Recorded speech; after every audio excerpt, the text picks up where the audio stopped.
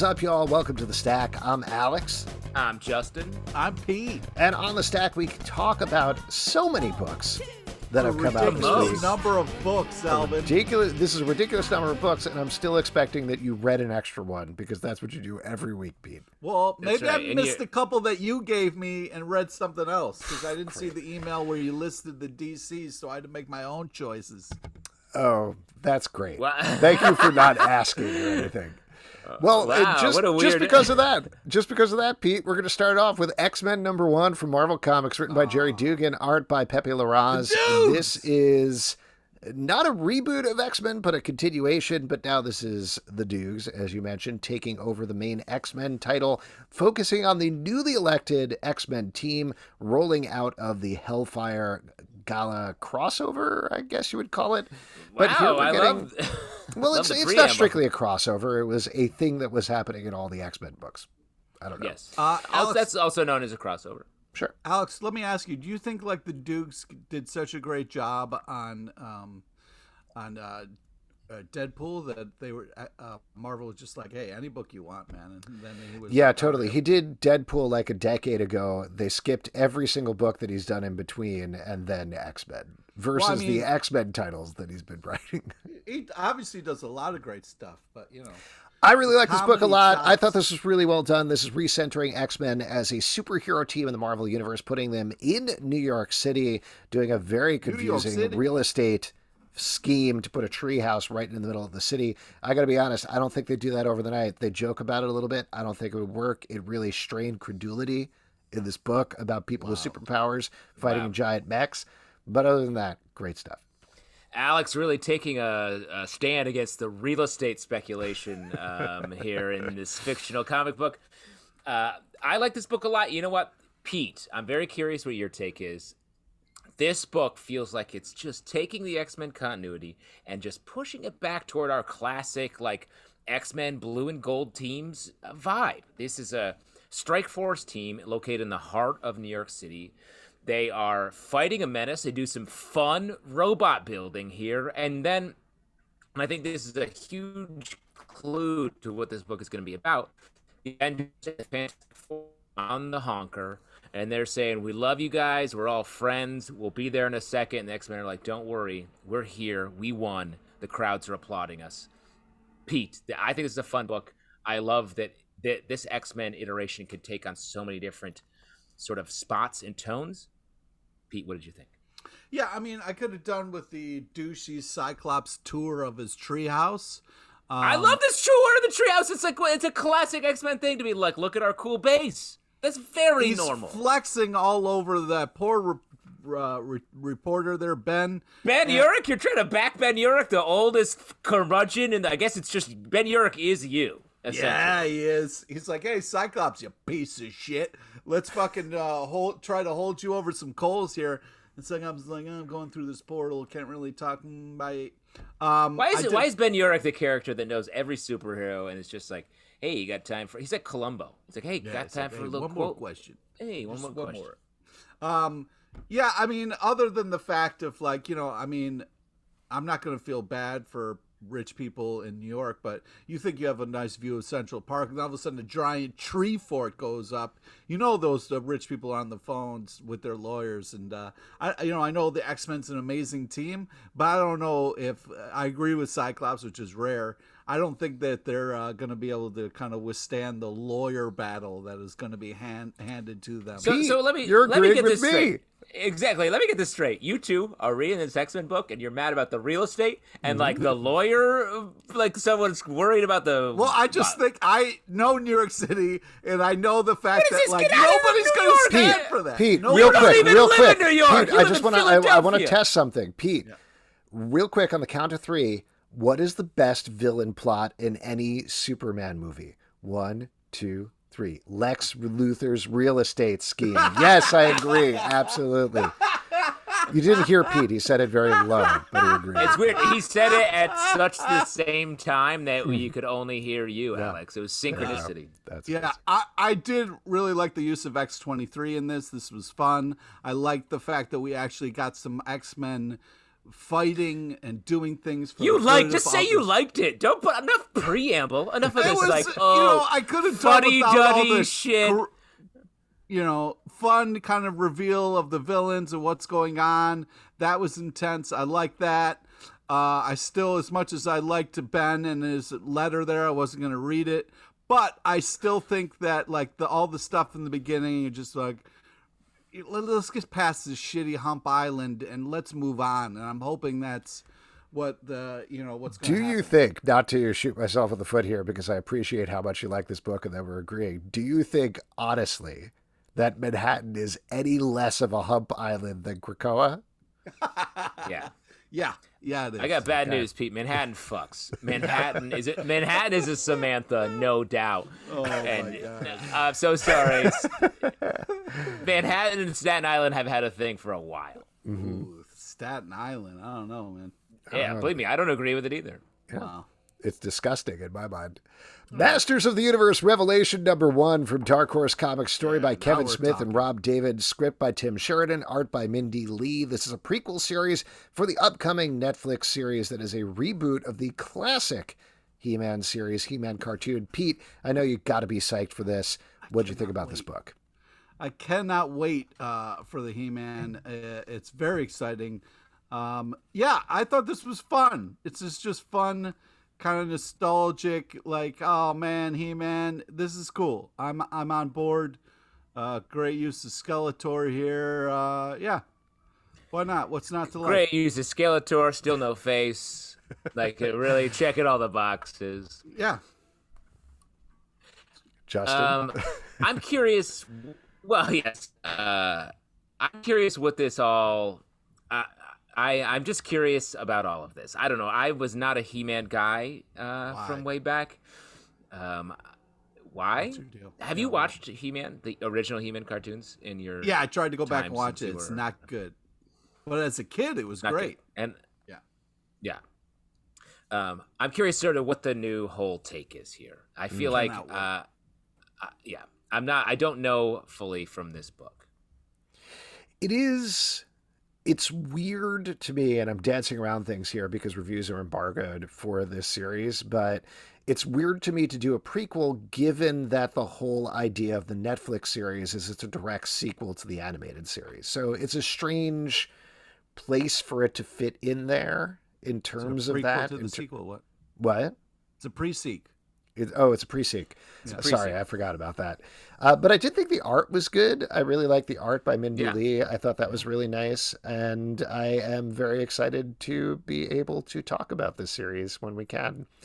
Next up, The Nice House on stuff, and he's not allowed to talk about it. He doesn't want to nut flex all over us, but he's seen it. The Nice House on the Lake, #2 from DC Comics, written by James Tynion IV, art by Álvaro Martínez Bueno. This book, I was about to say heroes, the people of this book have been invited to a nice vacation in a nice house on the lake, only to find out that their host is some sort of being from another world or dimension or something like that, and he has been tasked with killing and destroying everybody else in the entire rest of the world. They're all dying in the most horrible way possible, a flamey, melty death, and the only people alive are the people of the Nice House on the Lake. That's where we're picking up in this issue. Man, James Tynion, when he sets up a premise, he goes for it, and this is absolutely horrifying. Love the characters here. The art is gorgeous throughout. This book is real good, and it definitely holds up in the second issue. I'm so curious. James Tynion is doing so many books between his work at DC and then all of his other work across the rest of the comic book market. And it just feels like he has these just great premises for days for all these books. Like, this one is just great. This is like maybe one of my Department of Truth is maybe my favorite. This is like right up there. And he just started. It's just crazy. Like, we talk about so many of his books, and each of them just hit a different mark in a different way, and it's great. Yeah, this is creepy as fuck, and I'm scared of it, so it's doing good. You're scared of it because you don't like lakes or houses. Or houses. Or especially nice. if they're nice. Yeah. Oh. Yeah. This It's a totally different plot, but it reminds me in tone a little bit of a more adult The Woods, another book that he did, which had a very deep mythology that started simple and then just spiraled into a very big thing by the end. And I'm curious to see if we're going to get the same thing here. It'll be fascinating. Next up, Nocterra, number 5 from Image Comics, written by Scott Snyder, art by Tony Estadel. In this issue, our main actual heroes here have finally made it to a safe haven where there's light in a world filled with darkness. But of course, things are not all that they seem. I really like, speaking about mythology, the way that they are spinning out the mythology of this world here. I was honestly, despite the fact that Scott came on our live show and was selling us on it, a little dubious that they were going to make it last this long. But by issue 5, I'm very much sold on this. I like this world, and I think the character's really interesting. And even beyond the mythology, the mechanics of how the sort of the monsters here work, I think is, again, like just like James. And let's remember that Scott is sort of James's mentor and sort of brought him into the comic book field. These guys are meticulous storytellers. They truly think through to such detail all of their stories. And this is just another great example where this issue we're getting a lot of backstory of the mechanics tied to the emotional reactions and motivations of sort of these main characters. It's great. I really like the choices happening here. It's just, because sometimes after in comics in real life, if somebody almost dies, they're going to be a little different. So I'm really happy with like kind of the choice that's happening and where this is going.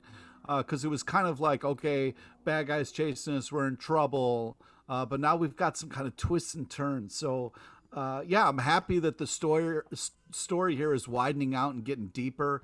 And it's such a kind of interesting choice that it just makes me can't wait for the next issue even more. Like, I was already just on board with this idea of like, okay, the world's all black now, and these horrible nightmare monsters come out, and the only thing that can kill them is light. Cool, awesome. Truckers, great, this is fun. But then, like, all this other stuff makes it even better. So, I've been continually impressed with this book. I agree. Next up, Extreme Carnage Alpha from Marvel, written by Phillip Kennedy Johnson, art by Manuel Garcia. This is not directly, but spitting out of the King in Black storyline. Flash Thompson is back in the anti-Venom uniform, is going mano a mano with Carnage, Cletus Cassidy himself, who of course has been resurrected and has an evil plan and wants to rip some people apart. But as that's crazy. As Phillip Kennedy Johnson has been doing over in the Alien book and a couple of other things he's written as well, he knows how to write horror scenes. He knows how to write some really terrifying and graphic and gross stuff. And I think that works for a Carnage book, and that works here. Yeah. Oh, go ahead, José. To your point, I feel like this feels a little bit alien. Like there's this great panel where the Carnage is coming out of a dude's mouth. What I think Phillip Kennedy Johnson does so well in his horror stuff is just these crystallized moments of like terror. Even the panel sort of early on, like page 6 or 7 or something, of the dude's sharp teeth, and he on his sunglasses, just these little like fragmented teeth are coming through, and I'm like, that's scary. Yeah, it just amounts to a great book. What's interesting is it starts so small. We kind of get like a little fish. And then, like, it grows and grows and grows. And by the end of it, you realize how scary this is and how big of a thing it is. And it's terrifying. And it's a very kind of smart way to do it, where it's like you think, like, it's going to be a bad guy or whatever. And then you're just like, oh, no, this is so much bigger than I thought. So give a symbiote a fish, it'll eat for one day. Make a symbiote a fish, it'll scare you for the rest of your life. It'll turn into a symbiote evil shark, and then that'll just it's intense. So I'm excited to see where this goes. Next up, let's talk about a book that I know Pete was very excited for. Mamo, number 1 from Boombox, by Sas Milledge. Sas Milledge, probably. Pete, what'd you like about this book? Talk to us about it. Well, first, the art is just glorious. I mean, you want to talk about just like kind of pulling you into this world. Just great. Fantastic. You kind of like, okay, here's a girl on a cool bike, living her life. runs into a person. Okay, whatever. Maybe you got a freaky little cat or whatever, but it just keeps getting crazier and crazier. And not only is like the character design's awesome and the art pretty cool, but like it gets scary up in that attic, man. And yeah, I think it's a fantastic first issue that kind of gives you an idea of what's happening in this town and just gets you kind of really excited for the possibilities and what's happening moving forward. I really like these two characters that we kind of start with. I think it's a magical, fantastic book, and the art leads the way. Can I throw out 2 reasons that I think you really like it, Pete? One, as you mentioned, there's a cat that's very cute. You love cats. 2, it's basically a Miyazaki movie, like pretty much straight up, and not in a bad way, like not in a derivative way. I think it channels it really nicely, and you love Miyazaki. That's the thing to undercut it. You know what I mean? That's not undercutting it. I think it's a great way to describe it, because what I like about this book is its pace. Like, you really get to take your time and watch these sort of big mythological things happening to these characters, starting small and then getting much larger by the end. And it's very Miyazaki, and it's a great call. That's why Pete likes it. Pete, we're in your head. We know why you like things. It's weird. I love it. The Good Asian #3 from Image Comics, written by Pornsak, Pichetshote, art by, I didn't write it down, but I'll look it up in a second. This is continuing our renewed take on a classic Asian detective story. They even call out Charlie Chan at a point in this issue. I continue to really like the story. I think it's good mystery. It's great characters. And I swear I'm going to look up the artist right now, but the art is very, very good. Yeah, it's beautiful. I love the use of like the different color tones for the different kind of like styles and time periods. Yeah, it just really impresses the kind of story that it's telling. There's like different shading things for character moments. I think it's a really smart, well put together book with some really great characters and powerful shit. And there's a lot of history and great stuff in the back of it. I'm very impressed. This continues to be a must pick up. Yeah, I agree. Great detective noir stuff. There's some fun with music at the very end, which I thought was cool, like sort of changing up the format. But yeah, it's good. Alexandre Tefenkgi is the name of the artist, which gorgeous, great stuff. Like we talked about with the first issue, very reminiscent of Darwin Cook in a good way. Not a derivative way, Pete, just a good way. Thank you. Just a good way. Next up, The Swamp Thing #5 from DC Comics, written by Ram V, art by John McCrea. Now, this is a very horror inflected take on Swamp Thing. Not that they aren't usually, but this one is in particular. We've called out Immortal Hulk before as an influence here, and I think that's still very accurate with this issue. One thing I was bummed about, though, I guess this is now a mini-series, and we're halfway through it. I understand why. I'm sure not a crazy amount of people are picking up a Swamp Thing book, but if you're not checking this out, you really should. The art's so good. Ram V's writing is so good. This is one of my favorite Swamp Thing stories in a really long time. Wow. Well, I agree. This is fantastic. The art and the paneling are just really, really above and beyond. The flow of the story, like Justin was talking about a couple issues ago, really impressive. The colors are beautiful, just amazing character designs. Plus a cameo by one of my favorite DC characters. I don't know if we should spoil it, but yeah, no, I really think it's love okay. this. It's right there. I mean, it's John McCrea, I guess, who is a commensurate Vertigo artist drawing Constantine. Who else would you want to get in the title, and who else would you want to get to draw? So it's a perfect fit for this one. Yeah, I think it's a fun, fantastic issue. Yeah, I feel like John Constantine has popped up in so many DC books fucking lately. hate. Don't you fucking do it. I'm not hating. He's just around. Like, you don't miss him. Are you missing him? He's around. Oh, great character should be around, you asshole. Yeah. It's just, this book is about Swamp Thing, so why do I have to deal with this guy who's just blonde? He's there to help. Is he? Is he? Yeah.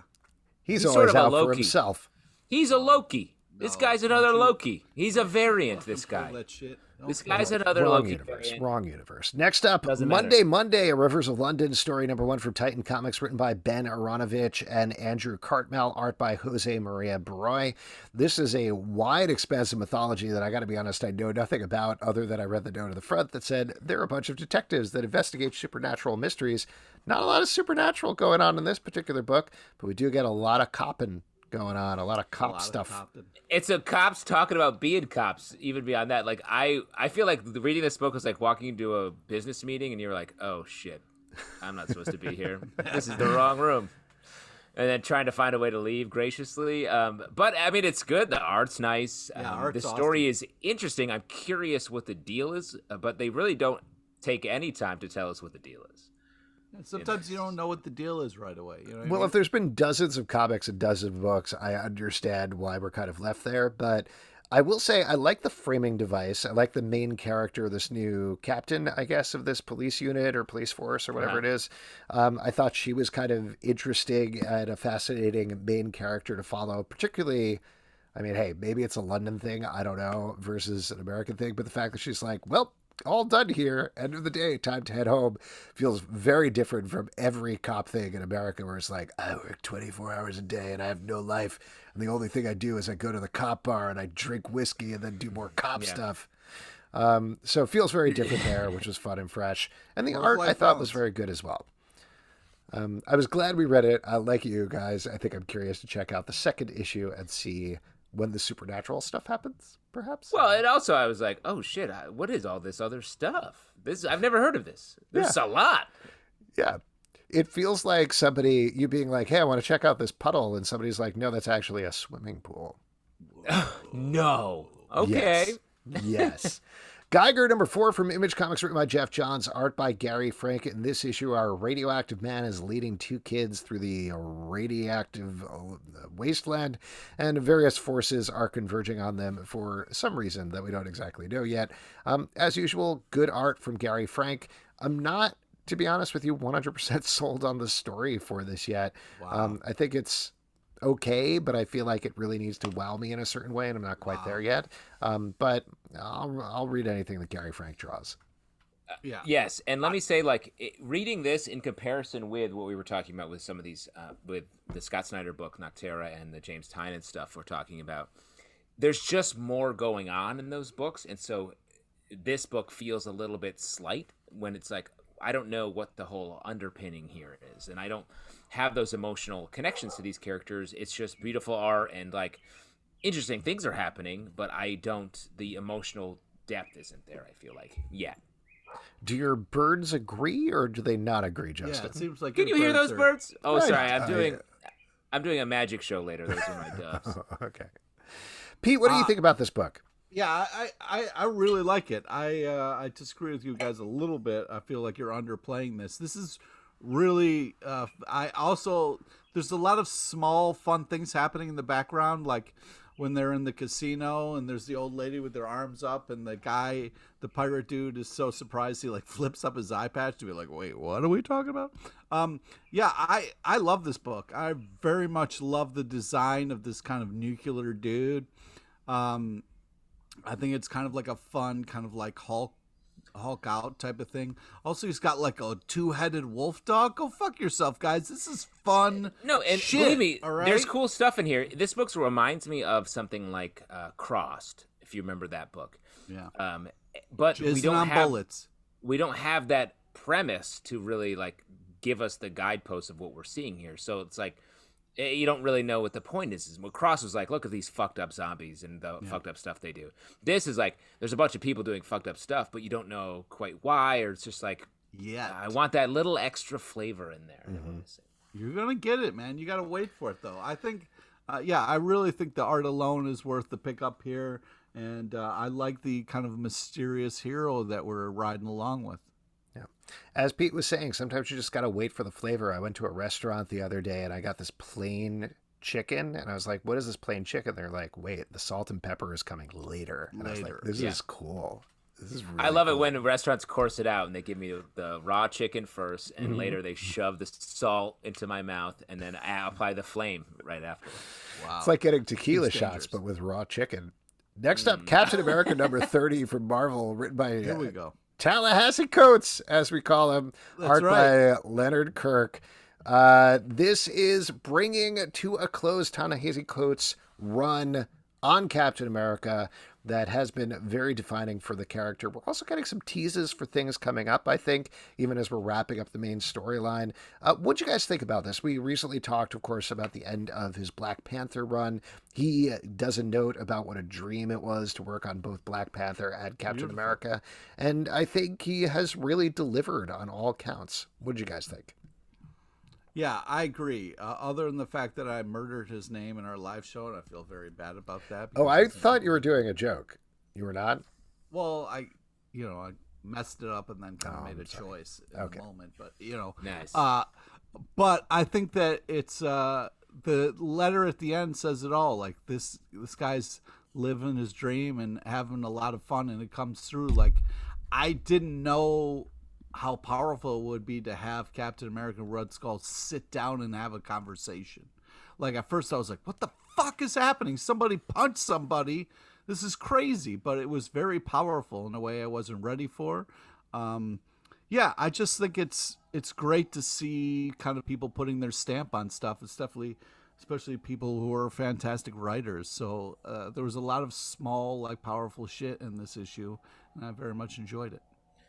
When you get a great writer on a great comic, having these sort of big characters getting to sit down and just like talk to each other, I think is great. And it's really exciting to get to read that. I like sort of the stuff that happens at the end, maybe positioning some villains for the future. And the way that Ta-Nehisi Coates turned this into like a teen book, essentially, was definitely didn't see that coming, and it's been really fun to see the Daughters of Liberty be like a whole, like a real thing, a thing that has been in the last like 25 issues of the book, as a real force. So very cool, very surprising. Next up, WWE The New Day Power of Positivity #1 from Boom Studios, written by Evan Narcisse and Austin Walker, art by Daniel Bayliss. This is a fictionalized telling of how the New Day got together. As we talk about almost every time we talk about a WWE book, this is definitely not my wheelhouse, but I really like these characters, and I thought this was a fun book that you don't really need to know anything about wrestling other than maybe the New Day exists and knowing that they are the positive people. But I had a good time reading this. What'd you guys think? I agree. And let me say, like, a friend of ours, friend of the show, Chris Dunn, who was a recent guest on the live show, wrote for WWE for a long time. And a lot of what they do is very, it reminded me of this book, where it's like, these are like comedy pieces. A lot of the backstage stuff and sort of the remote segments are like are meant to be funny and fun. It's not all posturing and yelling at each other, which I think is what a lot of people think of as the WWE. So I really like that this book reflected that, as opposed to just the sort of stereotypical. Yeah, I mean, it's one of those things where it's really impressive what they're doing with these books. You think like, all right, here we go. It's going to be a wrestling comic. Why am I reading this? But the story is fantastic. The flashbacks, the kind of like slice of life stuff we get in here is really moving and very well done and well written. It's really cool to kind of get these backstories on these characters. And so you're kind of really rooting for them in the ring instead of just seeing wrestling like, because I don't know so much when I turn on wrestling. It's like, okay, here's some dudes fighting each other, but this is so much better and so enjoyable. I've been really impressed with these books, and I'm glad that Zalbin is kind of being like, hey, we should check these out. Oh, thanks, Beef. That's very nice. Go fuck yourself. Wow. Oh, there we are. There it is. Carmen #5 from Image Comics by Gillum March. This is bringing to a close this run. Not an afterlife comic book, but about sort of a death type figure who has been ushering a woman potentially into the afterlife. There's a bit of a twist here and a resolution in terms of things going on. I think we talked about this before, but we started a little uncertain about the premise of this book with the first issue, though all agreeing that, of course, Gillum March's art is absolutely gorgeous. But this ended up, not to sound too big about it, but in a very profound and beautiful place by the end that I was really impressed by. How did it strike you guys? I agree. Like, especially the way it started, it felt very light and like dreamy and like not tied to a bunch of narrative and logic. And then it ends in this place where it's like, oh no, this was like a very composed story, and it just happened that the first part was this sort of very visionary stuff that draws you in, and here you are with just a great story about the afterlife. I love this. It was one of those rare books where the premise comes later, and you don't feel like you were lost at any point in the book. Yeah, it starts off like, all right, it's just some fucked up, tripped out shit, man, and all naked ladies everywhere. So it's like, what is happening? But man, the kind of story and the kind of stuff that happens and the little kind of like pieces that are then put together, it's really impressive and very cool. Kind of like the kind of guides to the afterlife and stuff is very interesting. And there's been a ton of stories, movies, and stuff like that done, but this is very creative and very artistically driven in such a unique and interesting way that, I've been, I ate my original words here and have been very much enjoying this. And, I can't say enough nice things about this book. Next up, Green Lantern #4 from DC Comics, written by Geoffrey Thorne, art by Tom Rainey and Marco Santucci. In the first half of the book, we are following John Stewart as he is stranded on an alien planet with no Green Lantern power ring. Meanwhile, in the back half of the book, we're following Jo from Far Sector as she tries to build up the Green Lantern Corps again and figure out what went wrong and why the power battery exploded. Same as last issue, I gotta say, I like the John Stewart story because I'm always happy with a John Stewart story. But man, the second half of the issue is so much more interesting and such a better, more fascinating story. I kind of wish it was just that. Yeah, it's hard. It's telling that Joe's on the cover. Joe's the cover character here. Like, let's do this. Like, I think we're ready to just have Far Sector come a lot closer than it has been in the past. It's very exciting to see a character become more popular than the main thing. You know what I mean? Like, if you say to somebody, Green Lantern is, people are like, oh yeah, definitely. But this Far Sector, it's been so much better, so more artistic, and I've just been really impressed and so happy to kind of see this happen. And I want the old Green Lantern gone, and I want to only be Far Sector now. I don't think we have to get rid of the old Green Lanterns. We can. I will say we should. The Joe story feels like it's more like pertinent to the future of Green Lantern also. Like, so I think that at least should be the first story in the book. Because I will say I do like the format of Green Lanterns. It's like, there are so many of them. Having a sort of a book where we get to cover a lot of them, I think, is great, and I appreciate that. I just think we got to get the order right. I'm just surprised to hear you say it. You have your closer go second, Justin. You have the closer close. You can't have the closer go first. Nobody's going to nobody's going to care about the next thing. So I don't know if that is what books are like.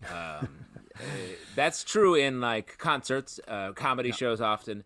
Yeah. But in books and comic books, you often put the main character up top. Mm-hmm.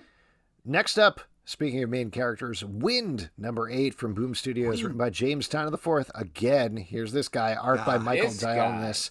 This is a fantasy story following the main character as he journeys away from an oppressive kingdom, fights some vampires, meets some fairies.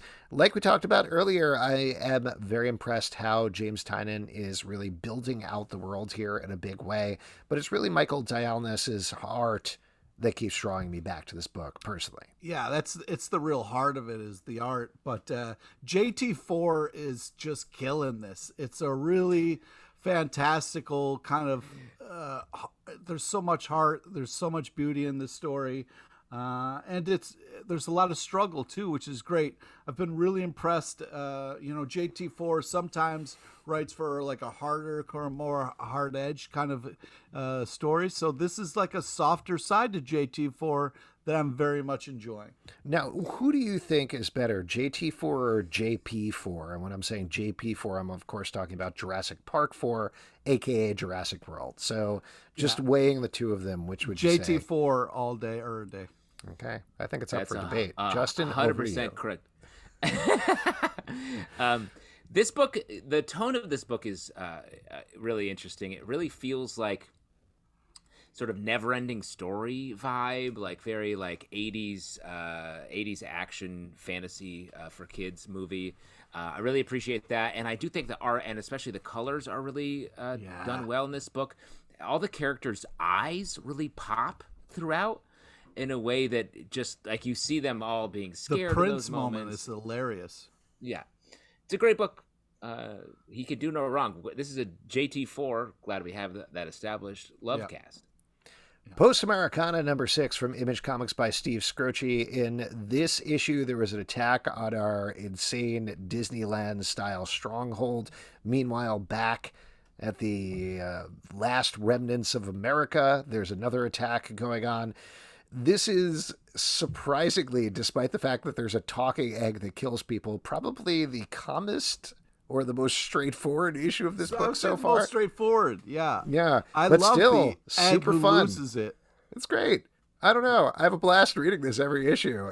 Me too. It is like fun. You brought up crossed earlier. It's like crossed, but not mean, I think is the way that I put it. Oh, that's good. And I will say, the first couple issues, I was like, oh, this is going to be mean. And then it's actually drifted much in the opposite direction to getting into sort of like, we get some loss in this book, in this issue, and like, it's drifted over to being like the action's gotten crazier, and the emotions have gotten actually deeper. I love this book. This is such a fun read. The action is all over the place, which is great. Some fantastic character moments. It's fun to see the egg guy lose it and start swearing his face off. Fantastic. I had so much fun reading this. The art, the character design, it's just a ton of fun. Next up, The Avengers number 46 from Marvel, written by Jason Aaron, art by Javier Garron. This is kicking off the beginning of the World War She-Hulk storyline, where the Russian Winter Guard, and just a little asterisk reminder, Dracula runs Russia now in the Marvel Universe. Yes. Anyway, they invade Avengers Mountain, kidnap She-Hulk, and bring her to the Red Room to brainwash her and make her a Russian agent working directly for, again, I want to emphasize, Dracula. This is... we talk about this every time with Avengers. It is just a wild, insane blast that's like, toys, look at these toys that I'm playing with in a really, really fun way. Jason Aaron has secretly created this like wild, more interesting Marvel universe that no one else is tapping into. Like his Marvel universe is full of like, oh, today we're dealing with vampires. Oh, now there's like 9 Ghost Riders and they're all fucked up. And then we get a World War She-Hulk out of nowhere as just like a regular story arc in the Avengers book. Like it's nonstop fun. All the characters are just operating at a high level. Feels like Black Widow tie-in vibes as well with all of this. Kind like of, it was a little bit. It just like felt timely in a way. It's like, you're cool, sure. Yeah, don't spoil that Dracula is the main villain in the Black Widow movie, though. Okay, just don't mention I would that. never spoil that because I haven't seen that movie. This book is just fun, and I look forward to it a lot every week. Yeah, every it's month. just Jason Aaron having a great time in a fun sandbox, and the art's fantastic, just classic kind of Marvel fun here. It's a blast. It was sad. The gorilla stuff was super sad. But man, yeah, and love the kind of Red Room tie-in at the end there. Feels very kind of timely. So, just a fun comic, man. Ordinary Gods, number 1 from Image Comics, written by Kyle Higgins, art by Felipe Watanabe. This feels like Wicked and Divine meets Highlander a little bit, with folks who are gods who have been exiled to Earth, battling throughout time, getting resurrected time and time again. But good action in this book, like the art quite a bit. Definitely, despite the obvious influences, feels like it's going to become its own unique, intense, hardcore thing. And I'm very curious to see what happens in issue 2. What about you guys? Yeah, I agree with you. I had Kieran Gillen vibes here a little bit. I was thinking Die a little bit as well as an influence. But I agree. This is the stuff. This is a version of those story elements that is just moving quickly, and it's where people pull out a knife and start stabbing much earlier than you anticipate. Yeah, I think this is kind of it has a little bit of like Sean Murphy vibe to it.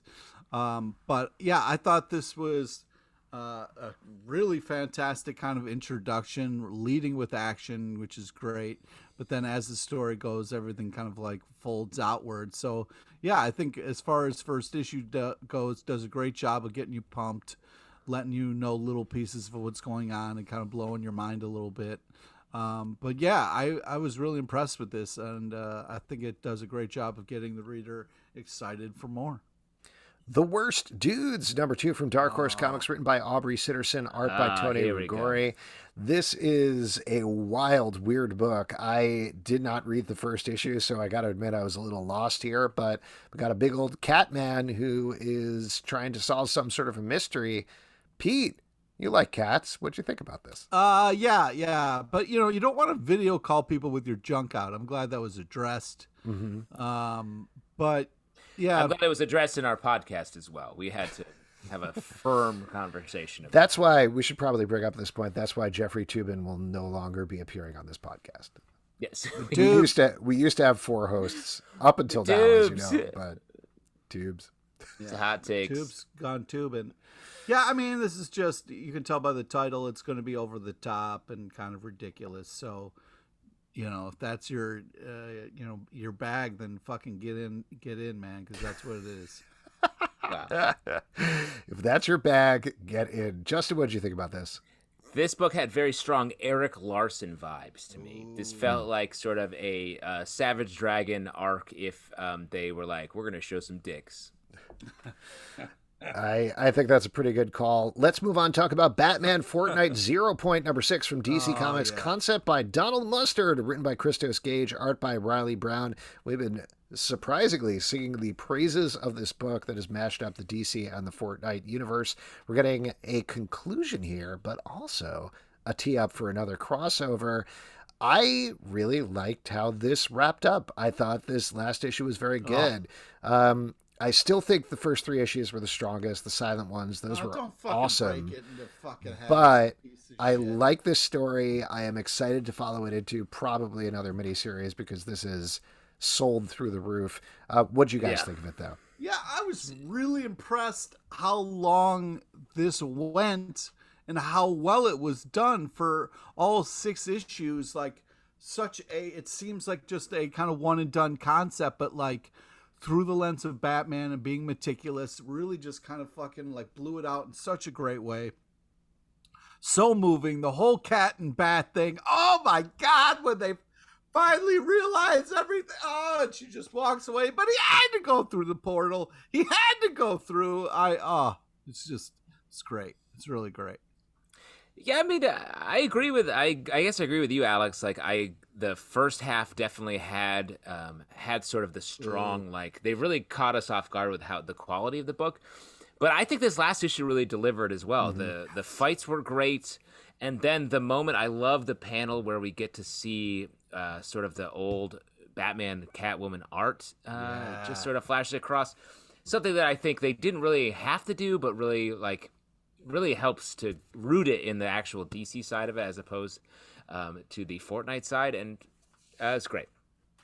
Yeah. Good stuff. Next up, Jenny Zero, #3 from Dark Horse Comics, written by Dave Dwanch and Brockton McKinney, art by Magenta King. This is about essentially a drunk Ultraman is, I believe, the concept of the book. And in this issue, she travels to a remote dojo to try to learn how to be a better drunk Ultraman. Turns out the key is to stay drunk, but just in the right way. Have a nice mild buzz going the entire time. Sweet spot of like, being drunk, but not too drunk, where you're like really good at like pool or darts or something. You know what I mean? Just that sweet spot. Trying to get your alcoholism just right. Sorry, I'm going to pour one more little bit of wine while we... Yeah, smart. This book is good. It's very fun. It has a good sensibility to it. The action is also good, and Magenta King draws it really nicely. I'm having a good time reading this book. Plus, it's got a great badass old lady. So, I mean, come on. Oh, you love that. You love it. I mean, that's Pete bait right there. Yes, this is fun. I agree. Life is Strange, Coming Home, #1 from Titan Comics, written by Emma Vicelli, art by Claudia Leonardi. This is another Titan Comics book that apparently has a deep continuity that I know nothing about. But I like the characters here. I guess it's about people who keep slipping between dimensions that have powers and stuff like that. So I wasn't totally clear on the concept because I didn't read the first miniseries, but this was intriguing enough, and I thought the art was solid enough that I'm curious to check out more. Yeah, agreed. I think it's, it's fantastic art. A lot of kind of like cool characters. It's a little kind of crazy about what's going on, but, people appearing and disappearing and shit, but I think handled really well. And I definitely really like the art style. So, it was fun. It was hard to take in the 3 pages of previously on and cast of characters. Let me just say that. Before I got into the main story. But, I mean, they're right. Life is strange, man. Man, Coming Home, Truth. #1. I agree with all of that. Wonder Girl, #2 from DC Comics, written by Joel Jones, art by Joel Jones and Adrian Mello. This is teed up our new, future Wonder Woman, Yara, and gorgeous, just absolutely gorgeous book.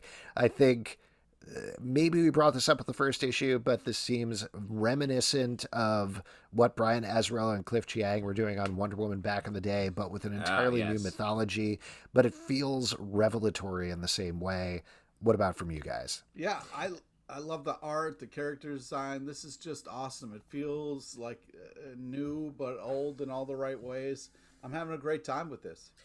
And let me just say, and we're going to talk about maybe the Batman book in a second, the way that they've been using Future State, we don't know what's happening. Yeah, we don't know. Future State in these, and it's just some of the Future State books, the way they've been using them, I think, is so smart. It really gave us tastes of what could be, and then are sort of flirting with the idea of those. This book does a great job of really being like, no, this is a thing, and you're going to want to read this. Next up, Beasts of Burden, Occupied Territory, #4 from Dark Horse Comics. Written by Evan Dorkin and Sarah Dyer, art by Benjamin Dewey. This is wrapping up the story of pets back in time fighting some supernatural menaces. Pete, you've loved the series. I know you've been concerned about Jill Thompson not being on it. I looked it up. She's not even in the fucking thing anymore. She used to be credited on the second page, and they took her fucking name off. I really don't think there is any problem going on behind the scenes. It's driving me fucking nuts, man. I can't enjoy this anymore because I don't know what happened with Jill and if she's going to come back to it or not, because I can't keep liking this without her. Well, here. Her watercolors are phenomenal and help make this fucking comic what it is, and then you just cut her out of it? Like, what the fuck? I don't think that's what happened. And let me say, the art here is, like, pretty reminiscent of Jill's style. Slightly different, obviously. And I will say, it feels like every week we have to have a book that features dogs doing fucked up stuff. That's, like, our thing now. I'll look this up here. There's an interview with Evan Dorkin over on The Beat, so we could stop talking about this. But I really think it's fine, and it's nothing that you should necessarily worry about. But I'll tell you what, let's wrap up here with Batman #110. We're not going to wrap up. We got a couple more comments to talk about. Jesus Christ, Pete. DC Comics, written by Jurassic World, I believe. Art by Jorge Jimenez and Ricardo Lopez Ortiz. In this issue, we're slowly gearing up for the big Fear State event that's coming down the road, led by Scarecrow. But meanwhile, Batman is finally going up, as Justin teased earlier, against the Magistrate program, against Peacekeeper #1, Simon Saint. Lots of things closing in on him. Great book. Good stuff. Yeah, I feel like... I was Go just going to say, as Justin likes to say, this is a great package. You know what I mean? This is just a solid, tight package here. You know, you got amazing art. It feels like Batman's really in trouble here. The kind of like cool explosions that Batman does, I don't want to give too much away. Fun swearing, great backups. Swearing. this is just a tight package, man. I think this is like an action movie. This particular issue, and I think what James has done, JT4 has done so well. JT4 in this particular book is he put the pieces on the table and he's allowing them to just pop now in little bursts when he needs them. Like Harley's the main character here, and she does the things that she needs to do. We have all the supporting. Nightwing pops in here for a little bit, the last page, just really, really great Batman stuff, leading into Future State that we've already heard about, and in a way that doesn't feel like, oh, I know this story already. It feels exciting. It feels like a legit threat to Batman. It's just great Batman right now. Yeah, I agree. And I'll tell you what, that was a lot of books we reviewed. Now, only an absolute maniac would read all of those books, complain about that many books, and then read more books and review them on the podcast. Surely nobody here is going to do that. Surely no one would raise their hand and say, sir, I have more to say. Yeah, well, you got me addicted to Crushing Lobo #2, so I thought I would check that out in case you put it on the list. Just want to say, it's fun. This is great art. It's cool to see kind of like inside Crush's head here, which Justin always likes. They're still fighting a Krang-like character from Teenage Mutant Ninja Turtles. Have not made that joke yet, which is very impressive. Very impressive to not make a Krang joke. We're still having the two kind of characters in separate worlds, have not yet collided, but I can't wait for that to happen.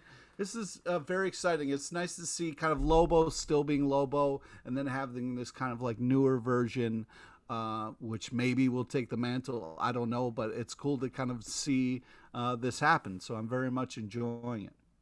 By the way, I forgot to mention about Carmen #5. I was really impressed that they didn't make a Krang joke. Yeah. Oh, that reminds me. I was reading Krang #5, and they didn't make a Krang joke in there either. So wow, that's impressive. And it's Krang #5. You think they would? Yeah, no, they take it very seriously. It's like that movie Joker. I don't know if you've seen it with Joaquin Phoenix in it. It's like that, but for Krang, like a really serious thing. Wow. Yeah, not a ton of jokes. Yeah, when you bring me out, can you introduce me as Krang? Oh my. If you'd like to support this podcast, and I don't know why you would want to, patreon.com/comicbookclub. Also, we do a live show every Tuesday night at 7 p.m. to Crowdcast on YouTube. Come hang out. We'll talk to you about Krang or JP4 or whatever you want to talk about. iTunes, Android, Spotify, Stitcher, or the app of your choice to subscribe and listen and follow the show at Comic Book Live on Twitter, Comic Book Club Live on Instagram, comicbookclublive.com for this podcast and many more. Until next time, we'll see you at the virtual comic book shop. Good night, gang. Join Alex, Justin, and Tim every Tuesday night, once a week. That blow your